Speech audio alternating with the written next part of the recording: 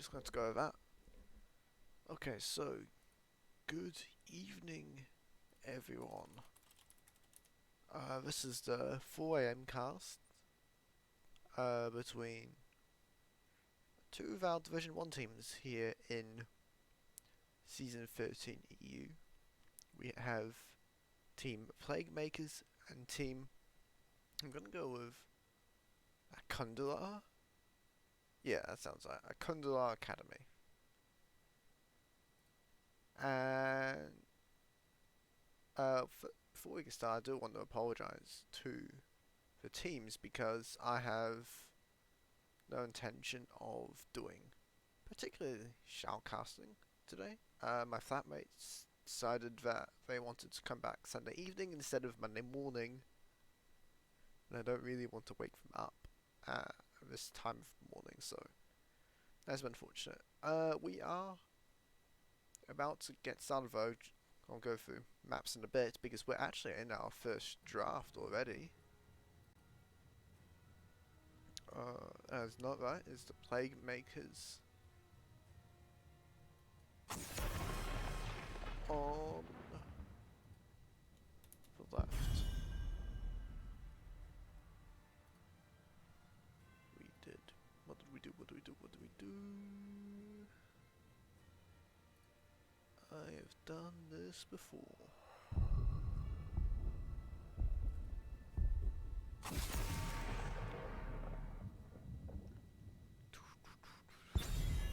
Alright, so for PLagueMakers, Band, Sky Temple, and Dragonshire, and what did I say they were called?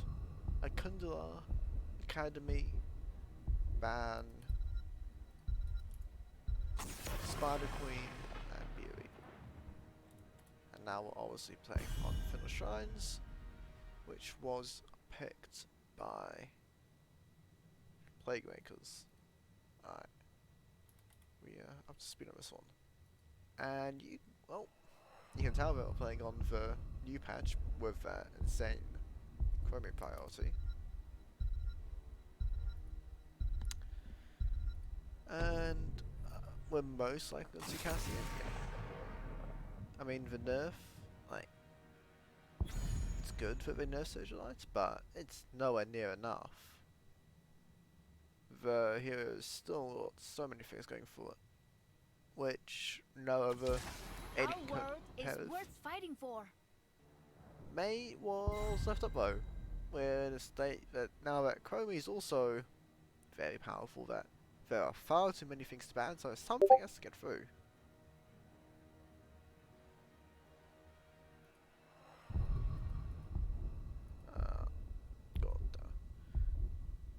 Something has to get through, and in this case it was May. Now, I believe at the moment the Avalanche has been unbanned. It was decided that the bugs that it has aren't problematic enough to ban this out altogether, so we are going to see Avalanche. It is going to be super obnoxious to play against. Kael'thas for Alvaris, who is subbing in for the son of PLagueMakers. Oh, that's other thought I say so myself. As well as Variant. Oh, we're going for this nice and quickly. So that's a very high Kael'thas priority and Variant priority. Not really following the conventional draft tier list we have here, other PLagueMakers, and well, looks like they have some sort of blow up comp they intend to play. But then they ban Greyman, which is a little bit strange. Anduin Svans picks up. I like Anduin. It is a good read against what the other team has shown so far. As well as Sylvanas, which is not really, because blow up comps like Death Ball and Sylvanas doesn't like to fight Death Balls. But I do like the Anduin pick. Greymane and Deck Cave with X-Baz. Anytime you're ready. By the way, Grey Main in order to pick Reina, which is a little bit interesting. I feel like it should be the other way around, but it will be Reina, and I like the Stukov pick. Works very nicely with Varian after level 4. Can easily set up for first kills. And also leaving the offlane to last. I like this. Both teams have much better draft sense, I'd say, than some of our NA friends across the pond. Plays, yeah, I like this as well. It's recognizing what both of the other comp wants to do and set up your own wing conditions. Maev can work very nicely, able to dive alongside Sylvanas onto the back line. Will be a bit interesting to see if they're actually able to do anything to him. The destroyer. Deathwing is the counter pick. Yeah, I don't mind her at all. Should be able to do just fine against Blaze in the isolated 1v1. Pretty much immune to everything Maev tries to do in team fights. I think both these teams have actually managed to do a pretty decent job of a draft phase, which wasn't a surprise.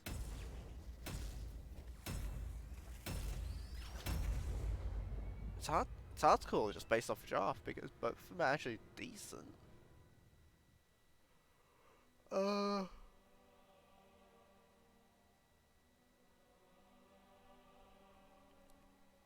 Since there's no obvious hard counter, I'll just go with the ease of execution, which is on the side of the blue team, I think.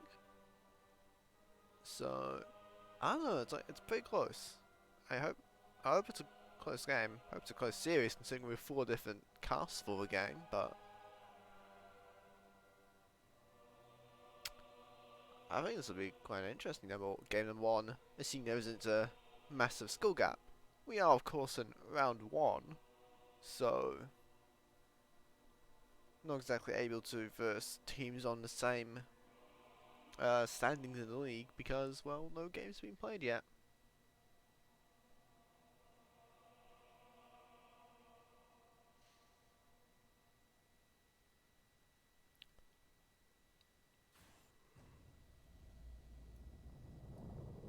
Prepare yourselves for battle, heroes. Alright, on the blue side we have Team PLagueMakers. It'll be Star-Lord playing the Deathwing, Princess playing the Varian, Amiga Spirit playing Stukov, and SJF playing Elena, and Alvarez the sub playing Kael'thas. On the right side, we have change how I pronounce it every time. AkhundelarAcademy. It is Roysal playing Sylvanas, Lollyduff playing Blaze, Silson 3000 playing May, Fulch playing Varian, and then looking on my end, get Varian, taking a lot of damage. Varian's not tanky early on the second. Oh, actually no, that was just nice in the end zone. Maybe enough damage to kill that Varian, who's not really a hero until level 4. Very nicely done by the red team though, going straight for him. They were definitely ready for that one. And it works out for them, they get the first blood. What next pick the best?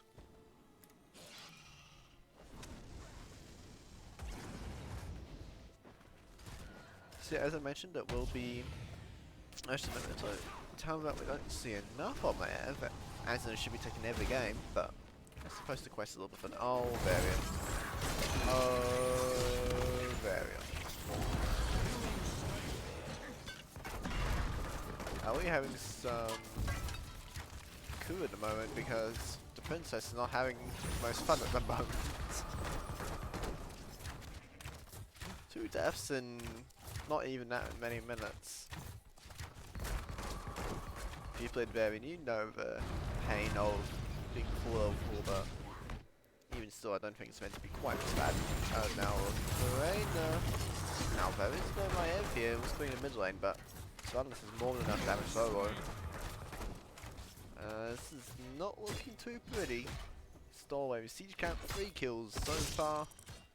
Half a level already before anything really happens objective wise. Now going for the bottom camp to just look to take everything away from the PLagueMakers. And you do just have to be, if you are designed for PLagueMakers, you have to try not to get tilted from it, because you know it feels really bad. It actually mean too much. All these early game antics.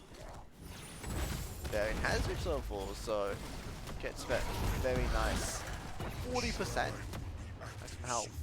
That's a lot. That's a lot of health. Now, well, PLagueMakers don't have a siege camp making thing, so moving up to the Bruiser campers and SJF all on their own. And the Shrine will be starting before this happens, but looks like Cells starting at Shaman even later, so neither team being particularly prompt. Actually looks like Olaf wants to go for it anyway, just okay, so they do give up on the Shaman camp, which is the right call, I think. Look at this fire they have, because blue team might kill the Shaman camp too late. Kind of 11. Like all my is, but now battle KO past that. Now will attack it as much as they can on definitely get past that. They want to push for themselves and to go now. Let's get this win, that's what I like. It's now on the variant, it's real Shiro trying to move in. It's a massive blade charge actually on the 3 members. Still seems moving into the back, but made not do damage. So does not really have the time to be fighting, and I suppose May will be pulled back to safety.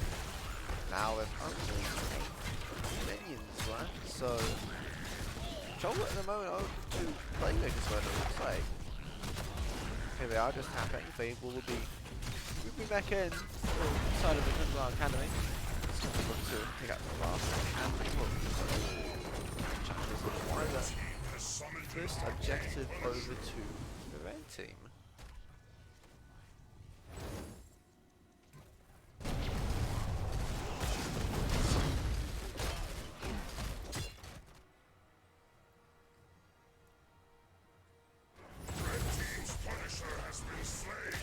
Do much to that.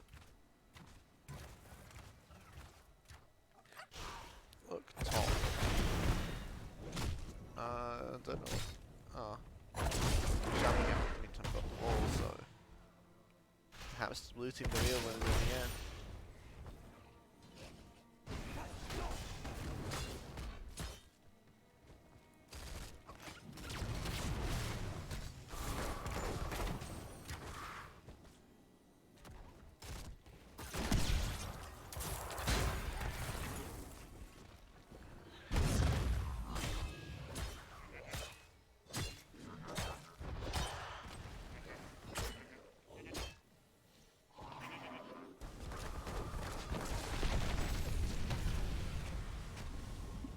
Man, how Buster just sucks to play my AF. Yes, here if it does not care about your biggest gimmick. It looks like it's still working out fine, but team fights, Stefan could be a bit of a nuisance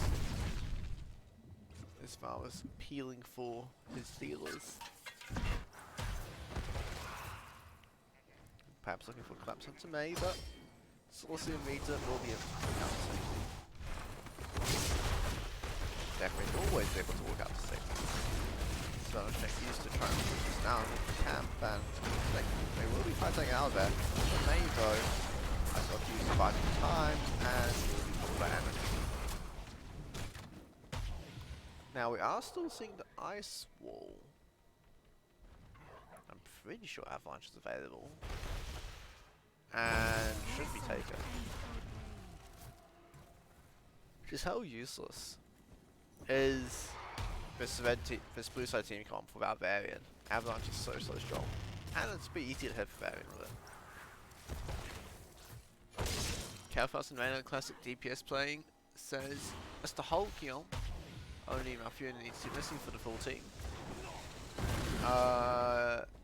Neither one was banned.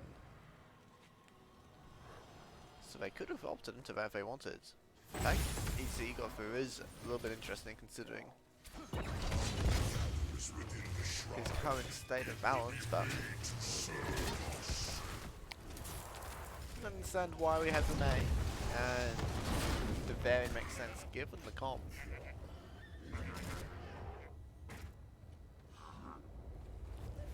Second objective now standing up. Star-Lord's going to have to take to the air, so we also have a big push in by the red team, so they do have priority on the objective again. The Shaman can be picked up by the blue team. Now we are pushing in this line now, so okay, barely gets out. But it's almost running out of time.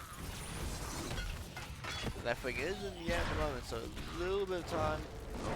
Taking some engage anyway, without full help. They charge off against Deathwing. And it's a massive pull on actually onto the point. Lovely ducking kind of rolling up to the bunker to try and get safe. The ice wall misses everyone. Place goes into the light bomb. Not really what we're looking for. And a little bit first of all, we'll see him try to walk it out and leap of faith to do the same, but looks like it's going all the way of the PLagueMakers. Freeze, says Bulgia.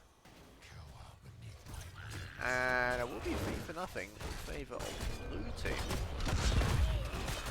I was talking about for quite a while. Deathwing is pretty obnoxious because you can't really see him try and blow him up like you would your typical hero because he doesn't really care.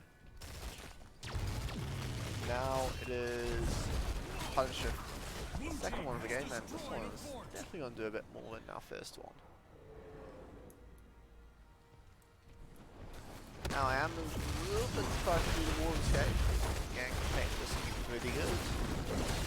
The team that relies on having all their heroes available.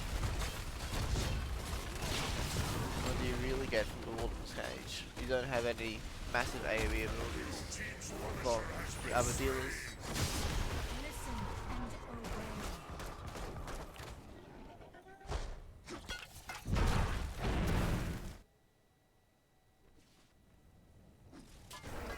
Half level lead for the blue team at the moment, but I think both teams should be able to reach level 16 for the next one, so it should be okay. Collapse now. So will be pulled out, and the red team will manage to get out to safety, but they want this top, so can they not able to get at the moment? Deathwing's well, actually. There's a big find over the bottom. That's a big ice wall. Odds took them to the back line. Ed was piling in. Red team now on top of it. And they might just have enough. They have to hand the lines off. And back line is gone, so the lines are definitely now trying to clean this one up. But Jonathan Fang might have been a little bit too quick. And there will be 4 members of the blue team full style trying to make a run for it.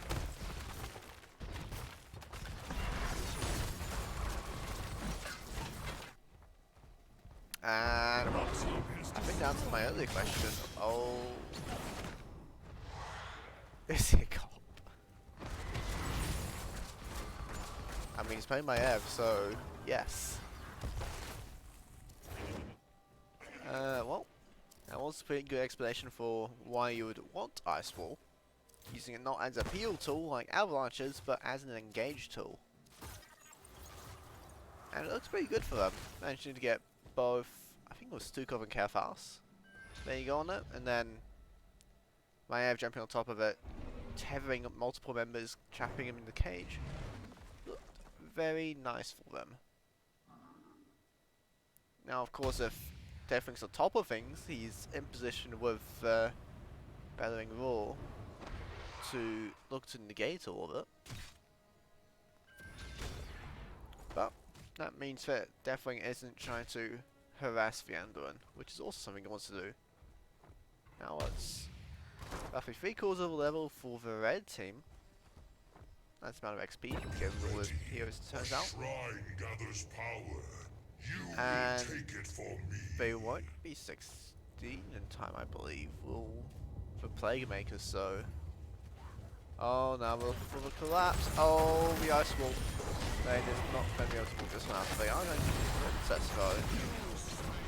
Oh, enough damage though to kill the Varian. That's one thing Zons can do. It is single target damage. Red team has destroyed a fort. Just going to work in the chef, walk away.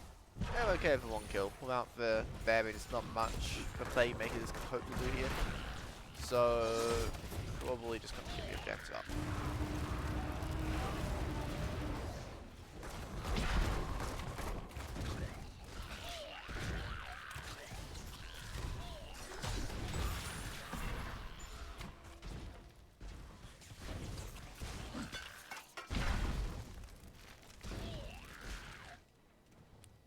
Just thinking for the defense, looks like they're also completely willing to give up the fort.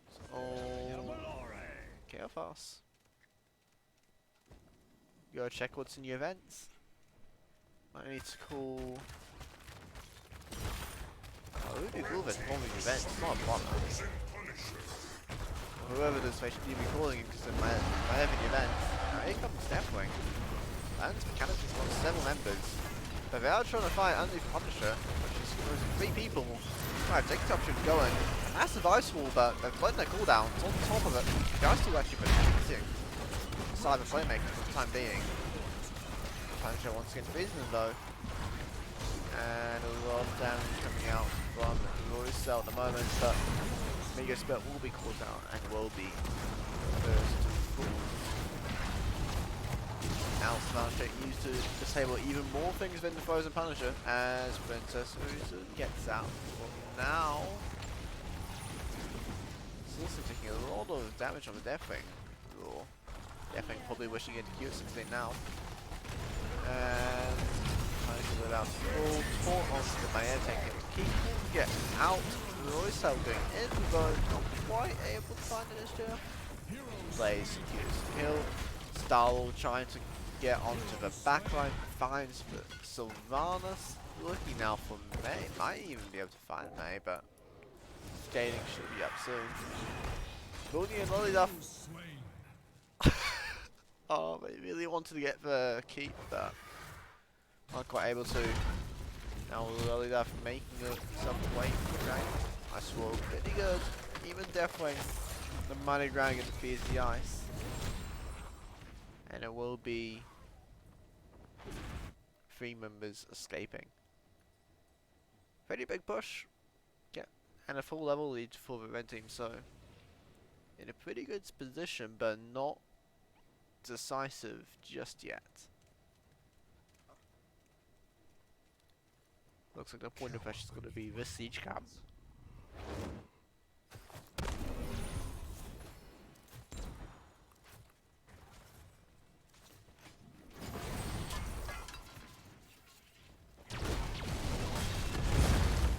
Looks like the one point pressure at all.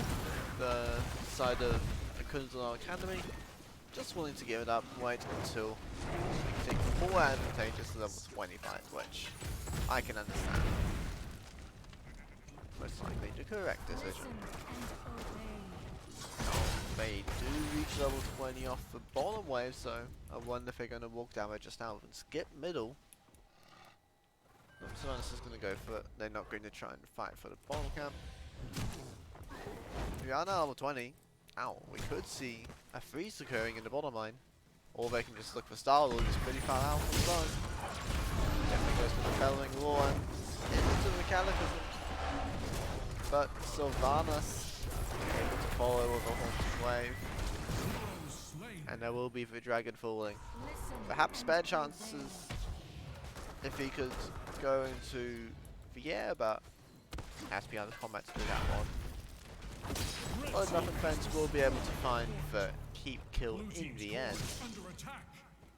It looks like we're just going to back out, wait for the objective and trying to win the that.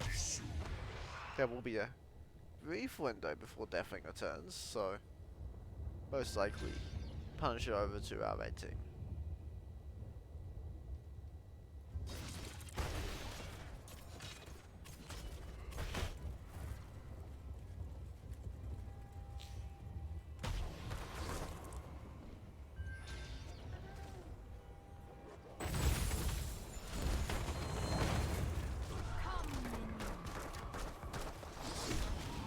Blast is a very interesting talent.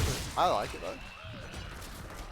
We're trying this up so you can get the center hit, and that's a pretty silly silence time. 5 seconds of silence is a lot of time to not be able to play the game. Unless of course you're Deathwing. Now most of those only looking for May is Francis going for the sword. Deathwing has a large silence backline, right? That's why I'm fun actually. Voldia goes in though and finds several members. The blizzard from May is absolutely huge. Now, oh, they're like, oh, they're dead. And that was actually surviving for the time being, but Fire's absolutely going away of Akhular, as it will be for falling. Our Varus for sub, just running for the hills, and well, they're just going to end mid lane.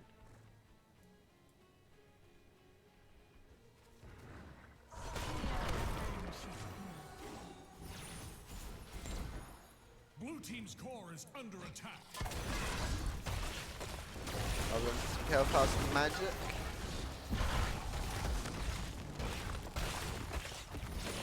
He's trying, but Ice Wall, let's get to all the storms. We'll get the Maiev kill, but that's about it. Game 1 will go over to the PLagueMakers.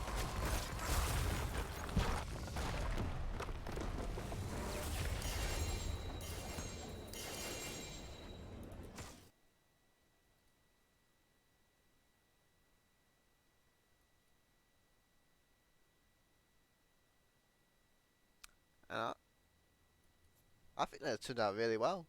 The first objective was a little bit messy when Deathwing was able to protect the backline, but all of their other team fighting was really solid. Made good use of their tools. And well, that looks really solid. Now, if you're the side of the PLagueMakers coming to game number 2, I'm not entirely sure what you do. You looked for the blow-up composition, but managed to get turned around on by my Evan fans.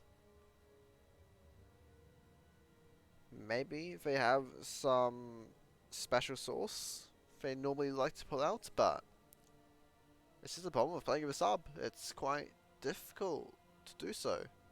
On the stats page, I will point out one thing. NSJF not having the best of games here, being not marginally ahead, let's say, of Bavarian. And, well, definitely one of the lowest damage dealers in the game, Mr. Vayner, so maybe that's one thing that can be changed for game number 2.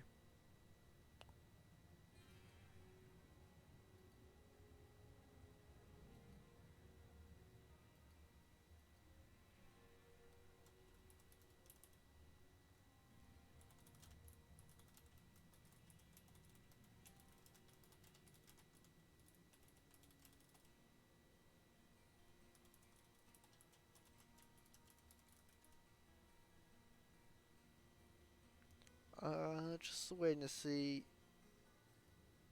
Okay, so the PLagueMakers will choose Alterac.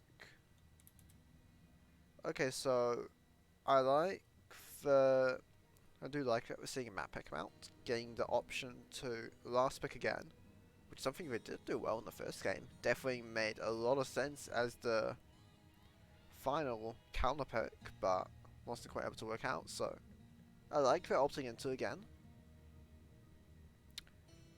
As for the map choice, well, we will see what we're able to do. It's quite difficult, I think, to make a read on like who's the macro team or who's the team fighting team out of these two. It's like we have a 1 game sample size where there was 1 DPS somewhat missing from 1 team. But it's a best of 3, so we don't exactly have much time.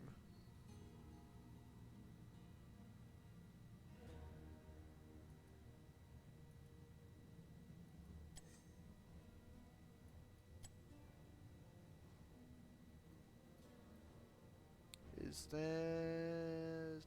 a lobby?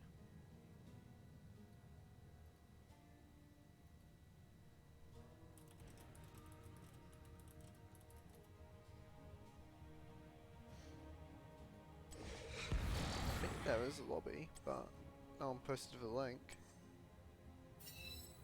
There we go. Thank you, Mr. Lavkali.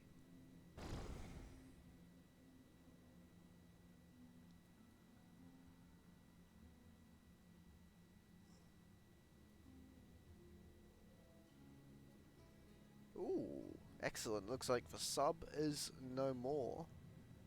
As Marine Lord, of all people, coming out of retirement to play Heroes of the Storm, it looks like. Of course, one of the great players of old, Mr. I believe Marine Lord was Box before he changed names.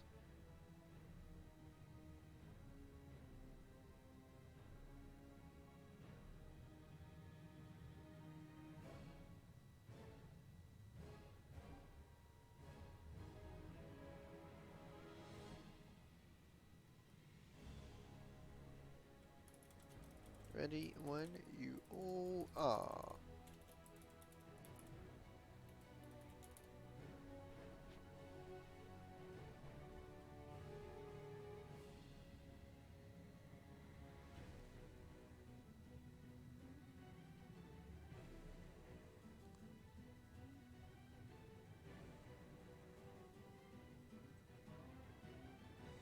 Alright.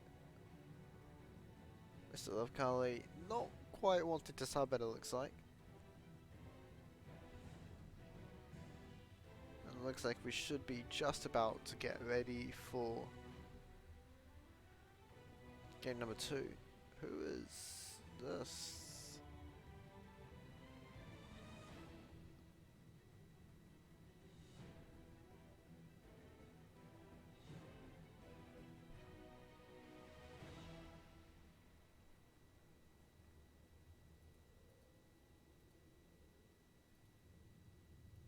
I do kind of wonder why I signed up for this one. I kind of want to watch Rogue vs Mad Lions, but I guess I can just do that after this. I'm actually so tired though.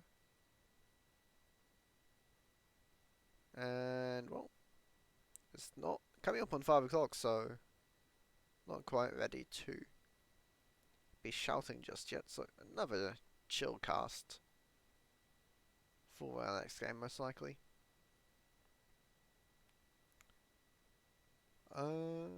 Just waiting for Akhundelar. I hope I am saying that right.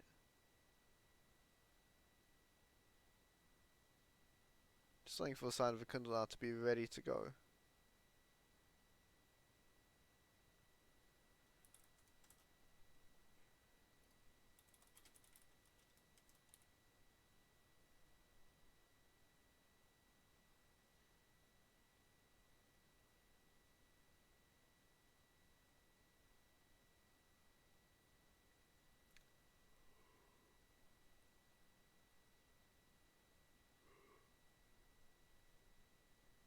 Oh god.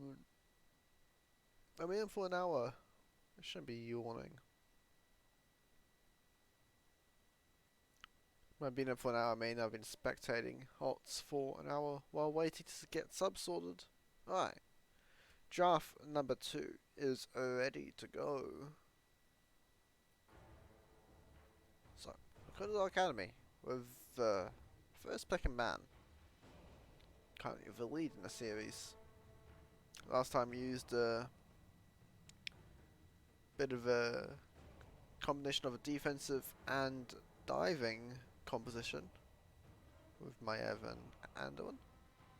worked quite well against pretty much full dive comp that we had from PLagueMakers. One thing that's remaining the same is the UL ban. And last time we saw Kobe and Cassia,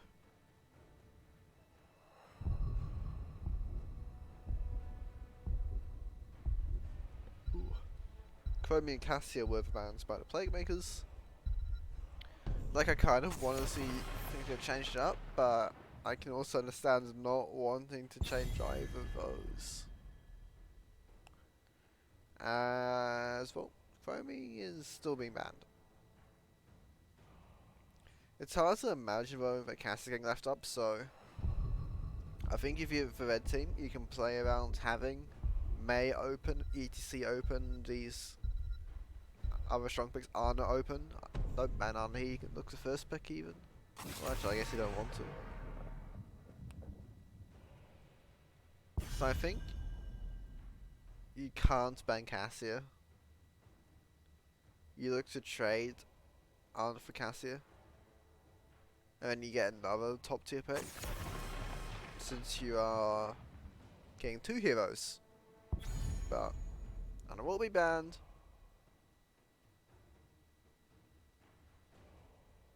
May or Cassia. Like, say Anna was open. I could like get one and you get 2 of them. Worth fighting for. If you didn't ban Anna, you can just pick up Anna Cassia right now and be really happy. I do think that was a bit of a mistake. That's it.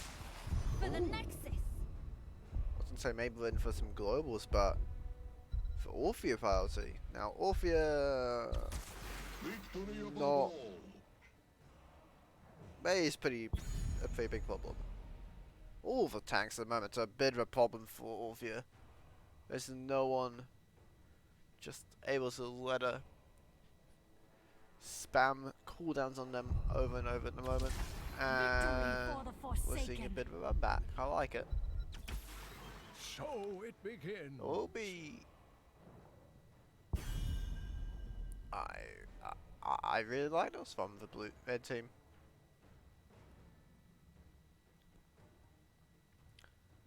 Making the exchange of a Decade, because Anduin's specifically she's not required, so can go for more generally strong healer.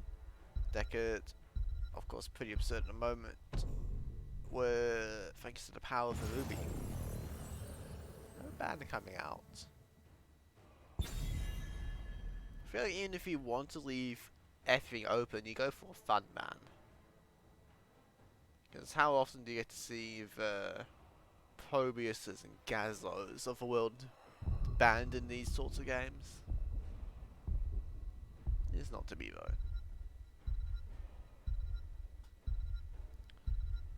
You do have to kind of wonder what kind of state they're in. If you don't ban, like, are they super tilted after the first game? That's all I can really think of as to why you wouldn't be banning anything. We will forge a great destiny. With every death There in again. with honor. Oh, yes, they did have a Sukov already. And a Hanzo for Star-Lord, which were they doing some role swapping? Because NSJF is not locked in yet. Last time on the arena, looks like maybe that's what they were doing instead of banning. They were kicking their Vayne off to offlane after the highest damage showing. So that was on Deathwing. Now this is not really a Deathwing I can get behind, as I don't see what he brings to the table other than not being a target for Varian, which isn't really good enough.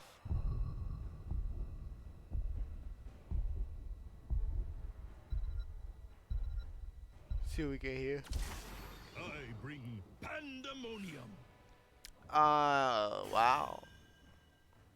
Now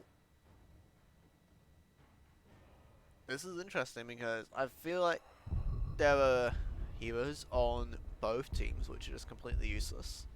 Orphea most likely won't be able to do much this game. Deathwing won't be able to do much this game. So it really turns into the question of, is Star-Lord able to carry? Now, no. If we have any Marvel fans here, I'm sure you know the answer is absolutely yes. But what about Hanzo?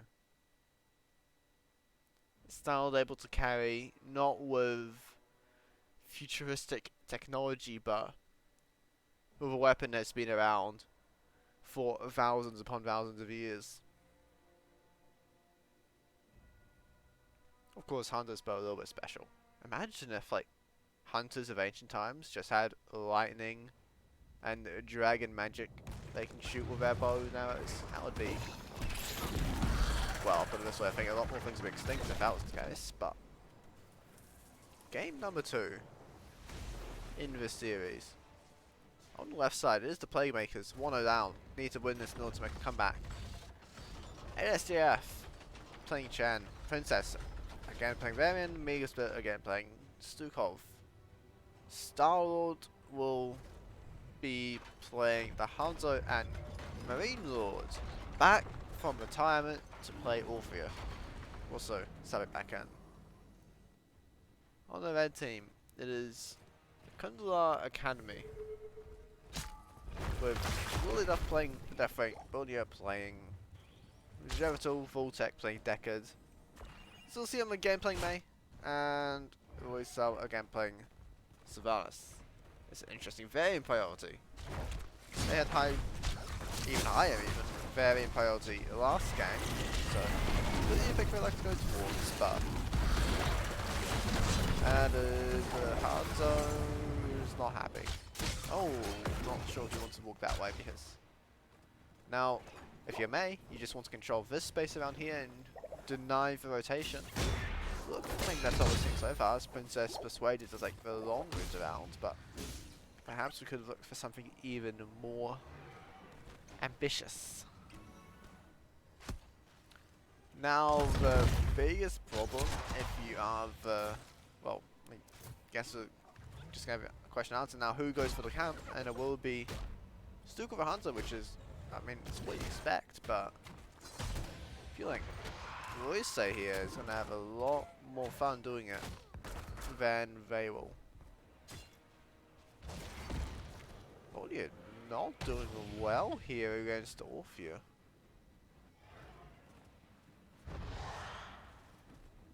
How else has happened? Zerator's complete agency in this matchup, but not really playing well here.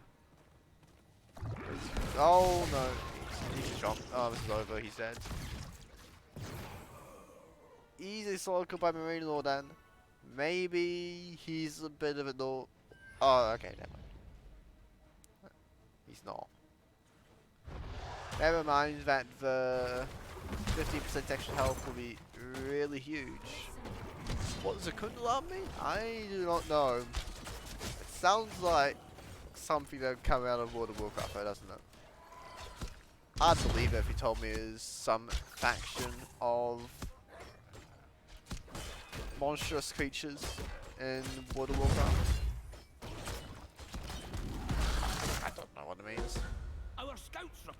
Thought you're back for round 2, but let's see if it learned what went wrong last time. And it's just taking autos now from the Orphea.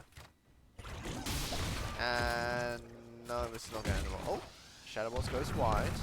Chomp misses. Goes in for some harass. Alright, Zelt's doing a little bit better. Now, Lilith has the priority. See if anything's going to happen here. All right, lads and lasses. Looks like they just want to get started on working against the troops. There's a midwave that needs catching. Looks like Sylvanas will be able to get most of it. All of it actually, I think that was. So level 7 should be at roughly the same time now, it seems. Camp now being opted into by just for PLagueMakers. Princess not quite able to find the Lion's Fang onto Vulture, so that will be the channel started by the red team. And they really need to get this because they do not have themselves a camp.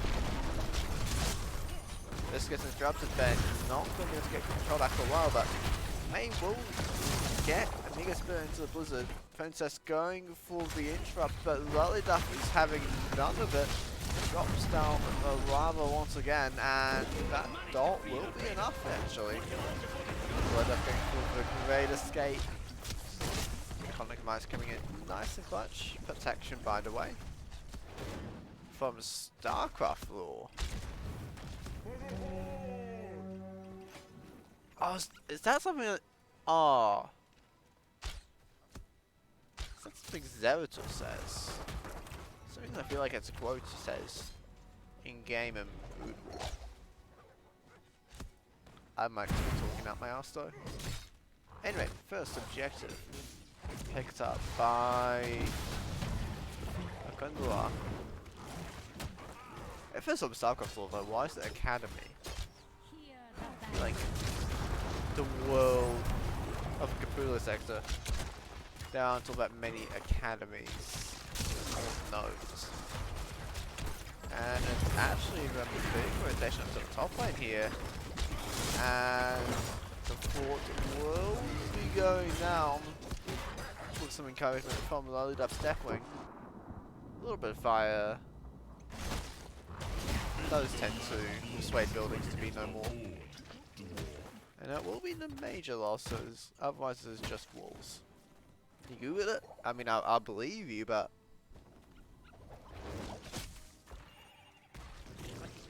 Can't remember for the life of me what Akhunder is, if it's a StarCraft term.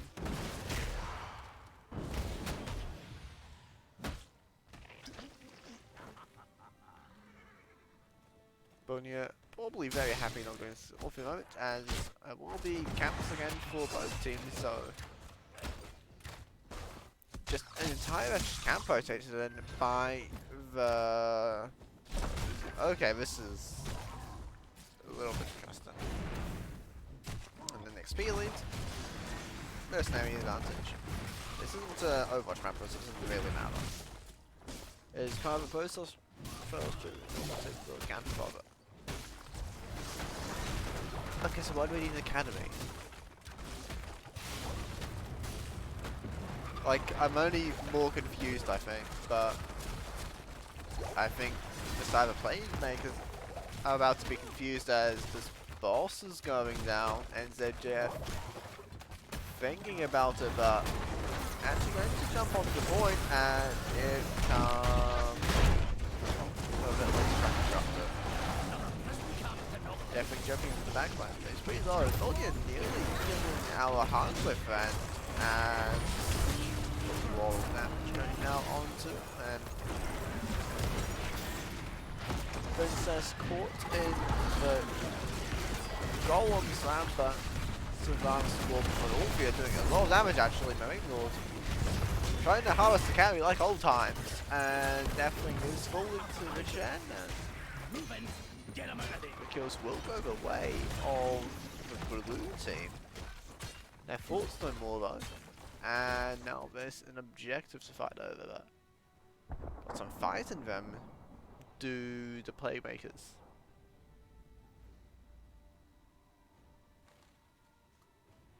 And well, Star-Lord is all powerful.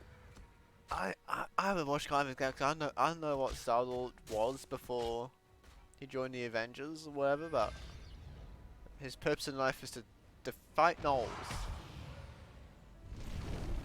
And looks like we're just finishing up now. 12 to 12, so no absurd Orphea nonsense just yet. I say that as if insatiable isn't be disgusting as it is. Now, Ice Wall, oh, they found the back line. They do get Alpha actually, but massive CC chain onto Orpheus. Just doing some Wolfo. That was so very low. Mostly run into the rubies, man. Oh, checking for the biggest kick of his life. Wait, but he catches up two. You like that? I'll be dead 1%.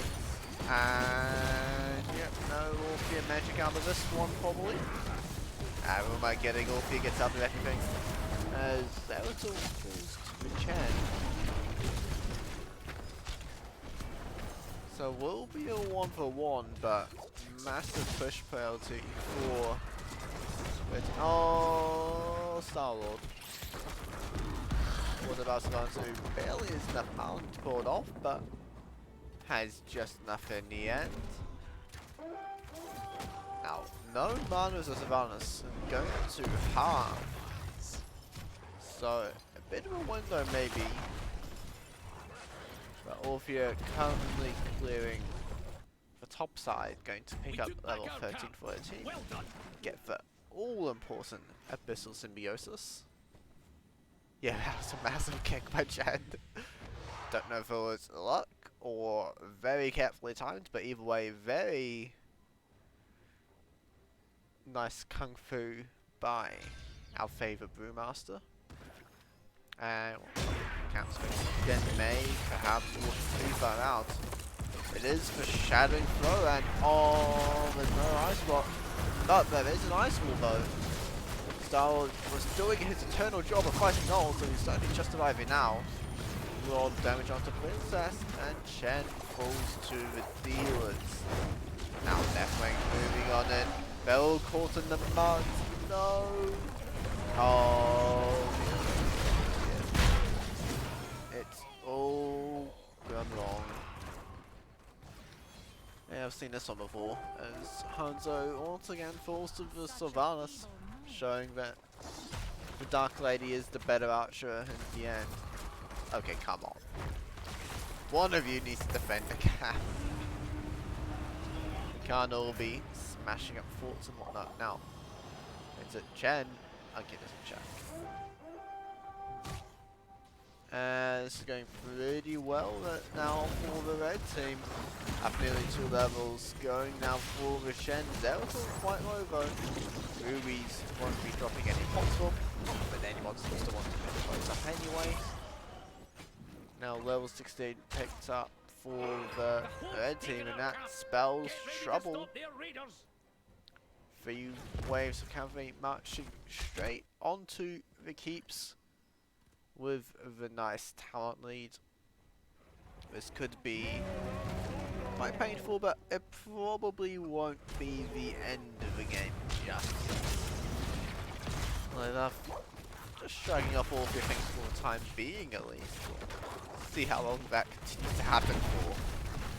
As we have 5 and 5 bombs. Now Ice School only finds the variant, but it might be enough to make a movement. Oh, the combo. Oh, Orphea. Oh, Orphea. Now let's just roll it up in the noise and say it might not be any. Oh man. Everything's Lord. You can see why he came out of tire, but he can micro marines, but he can also hit spells and Orpheus, it looks like. That was a very disgusting crushing Jules play. Then just find everyone where needed to. And so they do have a little bit of time. It looks like the call is to move for the top boss. Look to get some of these objectives off the table. Now, for trade is something that the side of AkhundelarAcademy will be okay with, but it might not be a trade. Like things are going Arcane Banner. Down Banner, really. Burns through the boss. Easy peasy, so. Well, I guess they're not quite able to move it down here in time, so. Boss will be traded, but this will just be the first keep falling. As maybe we have a bit of a scuffle. Funness making some friends, will just be the most pushing top lane, so goodbye top form, I suppose, but oh, I might get the wall actually. That's a pretty big death minion wave that's going to be coming soon once the next one joins up. Okay, picked up the middle as well, so side lanes are going the way of PLagueMakers, but this is a massive push onto the bottom here. Easy keep kill, but that will be enough for them as we back off. More of our soldiers have been taken prisoner. Let's take them back. I don't know if 5 men was necessary if all you wanted was to keep as... Well, the fort was already lost and well, the will be able to defend, so it looks like it works out for them as well on the sidelines. And it looks like... Oh! Bad observer, bad observer. 2 people dying off screen. Very unfortunate for AkhundelarAcademy. It looks like we did find the cannon fodder in the end. It was the climatologist and the dark prowler, as now things are all nicely set up for the PLagueMakers to get this objective. Now we hold the line. Fight near the cage.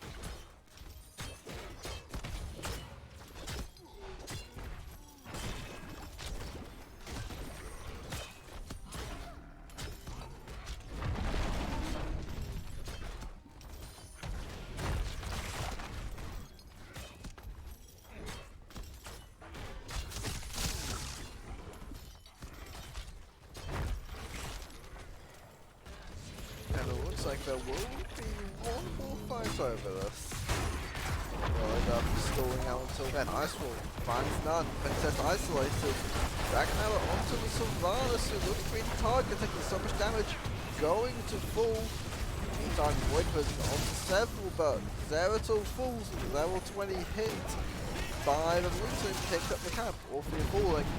Deathwing trying to do everything he can. Almost killing Slughole. But now just running away. The fight will go the way of the PLagueMakers in the end.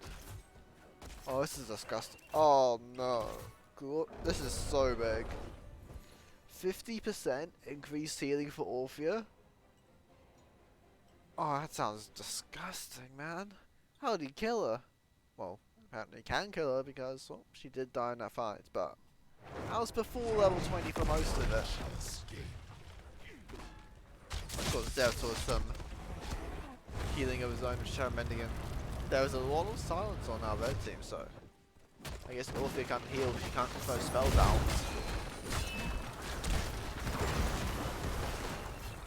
There were a little bit of push in the top lane, but I think this will be easy defense by the red team, which means the game's going to drag on, and I to really fill the air, so I'm not going to try.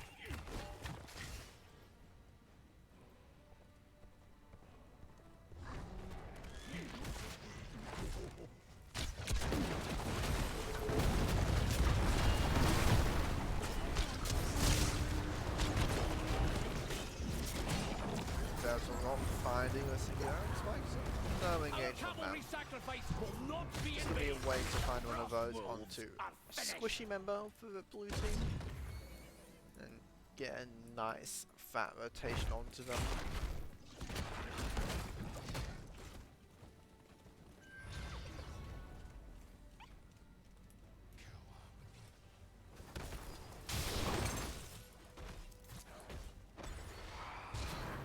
Just know there is the Cataclysm as a hero choice of Deathwing. Spelling rule is very nice as well. Oh man. Janko looks pretty good. Now, going around possibly though by the rest of the red team as all gone. Slughole as well, and Zeratus trying to clean it up. Anzo being very shocked as he makes his getaway, but that's a very nice 4v5 by AkhundelarAcademy. Well, May being the cannon fodder voluntarily. Oh wait, I do know. Okay. Oh, they talked about Lace's void, didn't they? Roughly translates to the tip of a spear. Oh, I didn't think of that before the end. I'm happy. We've captured more of our troops. You know what to do. And the end might be upon us as boss and friends moving on to the second key point of the game, possibly for AkhundelarAcademy. Savannah's game with Sable going straight for Star-Lord though, but not able to find anything in the second porting wave. Gerrit's all taking damage, but the Heat Wolves now taking the very safe rotation down towards the objective, it looks like. For the Alliance! Now in Altark, you don't have to worry too much about defending the core from minion waves on this. There's camps going towards it. So just gonna leave the boss to clear itself. Oh, Zelzel's been spotted if they're paying attention, but oh no. Oh, that's a lot of healing. If you're now caught up in the ice, will the Zelzel have another rotation? Doesn't need it. Definitely finds the kill. Maybe not much damage. It's all going away.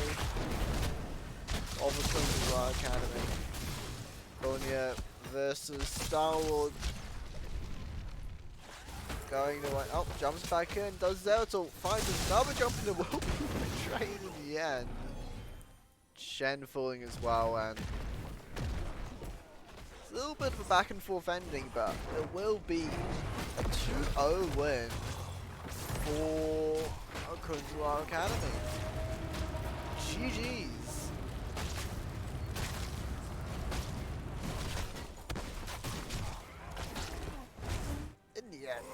Oh yes, definitely.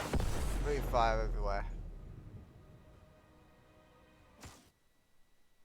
Okay, now we'll be the 1-2-0 to AkhundelarAcademy. Well, alright, definitely. I see that he wasn't too impressed with me saying the pick next makes sense here, because that's a very nice showing on the damage department.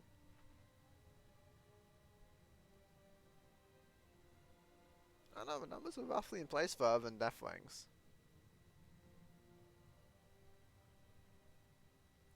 And that will be the 2-0 win to our red team, so put this up. Alright, this might be an interesting interview situation because there's 4 of us possibly doing interviews. I might just skip it. Yeah, surely one of the others will do so. And in that case, that is going to be the end of this series. Have we got another one up yet? Looks like we don't have another English cast just yet.